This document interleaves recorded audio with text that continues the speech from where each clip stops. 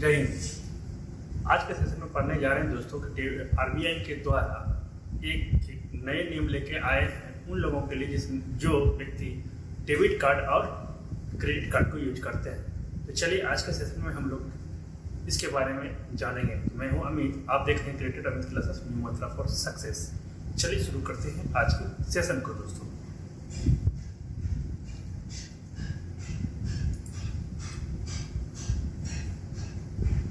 आज का हाईलाइटेड्स क्या है कि इस क्लासरूम में बताने जा रहे हैं दोस्तों, डिजिटल पेमेंट करने पर मैक्रोवेट कार्ड डिटेल्स स्टोर कर लेते हैं, जिससे क्या होता है कि डेटा का दुरुपयोग और ऑनलाइन ठगी का खतरा बना रहता है दोस्तों।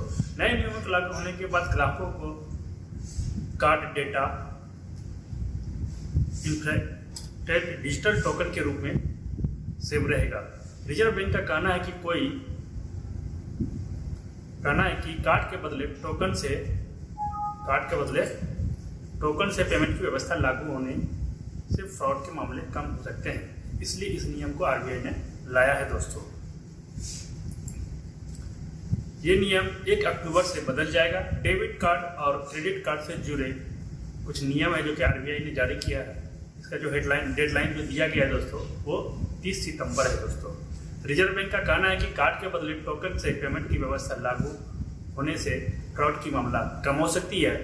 अभी ग्राहकों के क्रेडिट कार्ड या डेबिट कार्ड की जानकारी लीक हो जाने से उनके साथ फ्रॉड होने की रिस्क बढ़ जाती है। जैसा कि आप देख रहे हैं दोस्तों, अभी के डेटों में कई बार भी ऑनलाइन कुछ करते हैं तो क्या हो जाता है, हमारे साथ फ्रॉड हो जाता है। कोई फोन के थ्रू से ले लेता है, कोई कुछ हमारे डेबिट कार्ड और क्रेडिट कार्ड के साथ हमेशा फ्रॉड होते हुए देखते रहते हैं, हम लोग सुनते रहते हैं न्यूज में, कभी मोबाइल में, व्हाट्सएप पे, किसी भी चीज़ों पे। उसी के लिए आरबीआई ने इस रूल को बनाया है दोस्तों, तो इससे कुछ मिल सकता है। तो चलिए, क्रेडिट कार्ड और डेबिट कार्ड का इस्तेमाल करने वाले लोगों के लिए एक क्या रूल बनाया है दोस्तों, जरा सुने। 1 अक्टूबर से रिजर्व बैंक ऑफ इंडिया का card online final card on file tokenization, जिसको सीओपी कहते हैं दोस्तों, कार्ड टोकनाइजेशन नियम बदलने वाला है दोस्तों कार्ड के लिए। रिजर्व बैंक ऑफ इंडिया का कहना है कि टोकनाइजेशन सिस्टम में बदला आने के बाद कार्ड होल्डर के पेमेंट करने के अनुभव में सुधार आएगा। डेबिट कार्ड एवं क्रेडिट कार्ड के ट्रांजेक्शन पहले की तुलना में अधिक क्या होगा, सिक्योरिटी होगा, मतलब उसमें ज़्यादा सुरक्षित रहेगा। ठीक है दोस्तों, आरबीआई के मुताबिक नए नियमों का उद्देश्य क्रेडिट कार्ड और डेबिट कार्ड के जरिए पेमेंट को पहले से अधिक सुरक्षित करना, मतलब कि मेरा कभी फ्रॉड न हो सके ऑनलाइन करने में, ट्रांजेक्शन में। ग्राहक डेबिट कार्ड या क्रेडिट कार्ड से ऑनलाइन पॉइंट ऑफ सेल, इसको कहते हैं POS, या ऐप पर ट्रांजेक्शन करेंगे तो सभी डिटेल इनक्रिप्टेड कोड में सेव हो जाएगा दोस्तों। अब क्या है टोकनाइजेशन सिस्टम, इसी के माध्यम से जोड़ेंगे डेबिट कार्ड और क्रेडिट कार्ड को। अब टोकनाइजेशन सिस्टम को हम पहले समझ लेते हैं। ये नई व्यवस्था के तहत रिजर्व बैंक ने पेमेंट कंपनियों को ग्राहकों के क्रेडिट कार्ड या डेबिट कार्ड का डेटा स्टोर करने से मना किया है। पेमेंट कंपनियों को अब कार्ड के बदले एक वैकल्पिक कोड देना होगा, जिसे टोकन नाम दिया गया है दोस्तों। ये टोकन यूनिक होंगे और कई कार्ड्स के लिए एक ही टोकन से काम चल जाएगा दोस्तों। थर्ड है, ये लागू हो जाने के बाद ऑनलाइन पेमेंट के लिए सीधे कार्ड का इस्तेमाल ना करें, यूनिक टोकन यूज करना होगा। कार्ड की जरूरत नहीं होगा क्योंकि वो कोड टोकन जो दिया रहेगा उसी के थ्रू से हम लोग कर सकते हैं आराम से।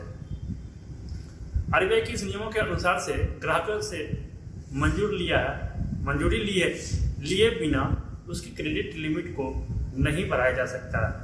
साथ ही अगर कोई पेमेंट नहीं किया गया है तो शुल्क या टैक्स आदि का ब्याज जोड़ते समय कैपिटलाइज नहीं किया जा सकता है। टोकन सिस्टम से कम होंगे फ्रॉड के मामले। अब टोकन सिस्टम लागू हो जाएगा तो उसमें फ्रॉड का मामला क्या हो जाएगा, घट जाएगा, ऐसा आरबीआई बता रहा है। रिजर्व बैंक का कहना है कि कार्ड के बदले टोकन से पेमेंट की व्यवस्था लागू होने से फ्रॉड के मामले क्या हो जाएगा, कम हो जाएंगे।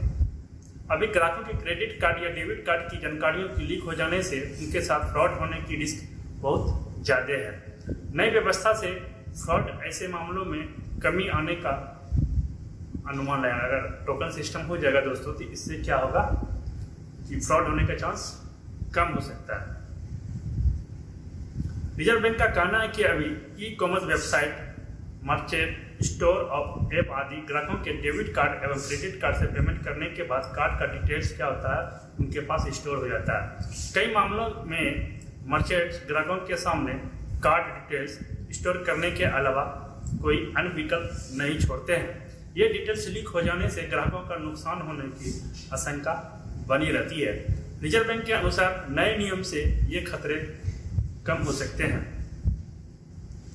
अब को ब्रांड को नहीं दे पाएंगी ये जानकारी, को ब्रांड को नहीं दे पाएंगी जानकारी। आरबीआई के नए प्रावधानों में ये कहा गया है कि कार्ड के जरिए होने वाले ट्रांजैक्शन से जुड़ी जानकारी को ब्रांडिंग पार्टनर को नहीं दिया जा सकता है। ये प्रावधान को ब्रांड कार्ड सेगमेंट में ऑपरेट कर रही कंपनियों के बिजनेस मॉडल को प्रभावित कर सकती है, क्योंकि ये कंपनियां इन ट्रांजैक्शनों के आधार पर कस्टमर के विभिन्न तरीके के ऑफर देकर लुभाती रहती है। जैसा कि देखते होंगे कभी आप कहीं पर भी नहीं मिले तो हम चिन्ना ऑफिस से बोल रहे हैं, ई ऑफिस से आ रहे हैं, नंदन देवानंद का फ़ोन हमेशा आते रहता है। क्यों? क्योंकि वो डाटा को बेचता है, आपकी सारी जानकारी दूसरे के पास भी दे देता है, जिसके कारण सबको अनवांटेड कॉल आपके पास हमेशा आते रहता है फ़ोनों से और कोई किसी चीज़ का ऑफर देते रहते थे। इस सारी जो फ्रॉड होने के चांस जो बनते हैं इससे इस नियमों के अनुसार से कम हो सकता। अब इन कंपनियों को नहीं मिली राहत। अब कौन कौन कंपनी जिसको राहत नहीं मिली है, तो इसी पीछे ने आरबीआई ने उन नियमों को लागू करने में कोई राहत नहीं दी है जो फिनटेक कंपनियों को प्रभावित करने वाले हैं। इसके अलावा इनमें से कुछ प्रावधान को ब्रांडेड कोई के लिए है जिनमें स्लाइस है, यूनी है, वन कार्ड है, लेजपे है, पेयूज, जुपिटर आदि कंपनियां शामिल है इसमें। ठीक है दोस्तों, अब देखिए अभी तक में ये 2 बार अपना डेडलाइन को पार कर चुके हैं, अपने डेडलाइन को बढ़ा चुके हैं। आरबीआई ने विभिन्न पक्षों से मिले सुझावों को ध्यान में रखते हुए card on fine data store करने की समय सीमा को 31 दिसंबर 2021 में ही था लागू करने का, उसको बढ़ा के कर दिया था 30 जून 2022। बट क्या हुआ उसके बाद भी ये क्या हो गया, इसे दोबारा 30 सितंबर तक के लिए बढ़ा दिया गया है। इसलिए फाइनली क्या हुआ कि अब लगता है, उम्मीद है कि 1 अक्टूबर से ये लागू कर दिया जाएगा। अब रिजर्व बैंक इस डेडलाइन को बढ़ाने पर विचार नहीं कर रहा है। इसका मतलब हुआ कि अब पेमेंट कंपनियों को 30 सितंबर 2022 के बाद लोगों के क्रेडिट कार्ड और डेबिट कार्ड के सारा डाटा को क्या करना पड़ेगा, मिटाना होगा। तो चलिए दोस्तों, आज के लिए इतना ही। फिर मिलेंगे नए टॉपिकों के साथ नए क्लास में। जय हिंद, वंदे मातरम।